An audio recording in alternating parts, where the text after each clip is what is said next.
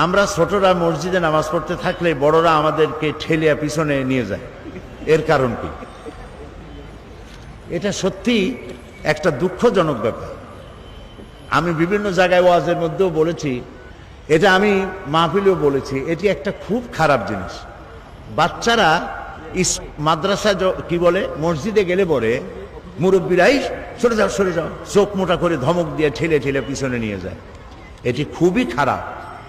এভাবে যদি বাচ্চাদেরকে চোখ মোটা করে মসজিদে গেলে ধমক দেওয়া হয়, বাচ্চা মসজিদ থেকে মুখ মলিন করে বাড়ি ফিরে এসে মায়েরে বলে, মা মসজিদে আর জীবনেও যাব না, ওইটা আমার জায়গা না। এই জন্য যারা বাচ্চা নিয়ে যান তাদেরই উচিত, আর যারা বাচ্চা নাও নিয়ে যান তাদেরও উচিত বাচ্চাদের প্রতি স্নেহের আচরণ করা, তাদেরকে সুন্দর করে দাঁড় করিয়ে দেওয়া। আর বাচ্চাকে যিনি নিয়ে গেলেন তিনি পকেটে করে চকলেট আর মিমি নিয়ে যাবেন। নামাজ শেষ হলে বাচ্চার হাতে চকলেট দিবেন। বাচ্চা ভাববে মসজিদে আসলে চকলেট পাওয়া যায়, মসজিদের দিকে আকর্ষণ বাড়বে, ঠিক না? এই জন্য বাচ্চাদেরকে চোখ মোটা করা, ধাক্কা দেওয়া, পিছনে ঠেলে দেওয়া, এটা কোনো ভদ্র জনোচিত কাজ নয়। রাসূলুল্লাহ এই ধরনের করেন নাই।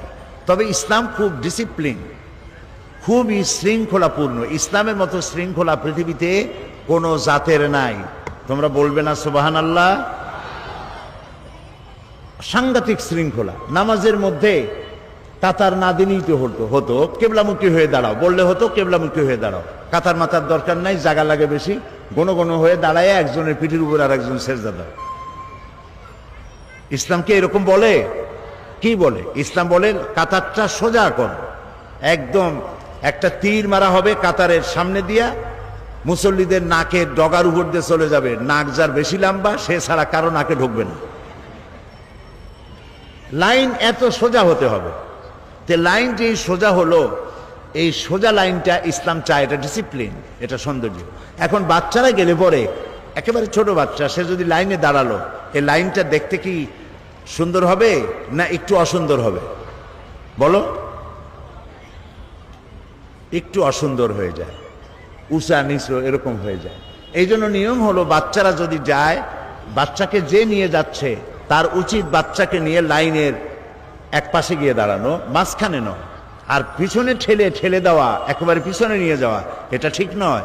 যে নিয়ে যাবেন অথবা যে ছেলে আসছে একা, তাকে ওই কাতারের লোকেরা কাতারের এক কোনায় নিয়ে নিজেদের কাতারেই রাখবেন। মাঝখানে রাখলে একটু ডিস্টার্ব হতে পারে। আর বাচ্চারা এক জায়গায় ৩-৪ জন দাঁড়াবে না, এটাও খেয়াল রাখতে হবে। কারণ বাচ্চারা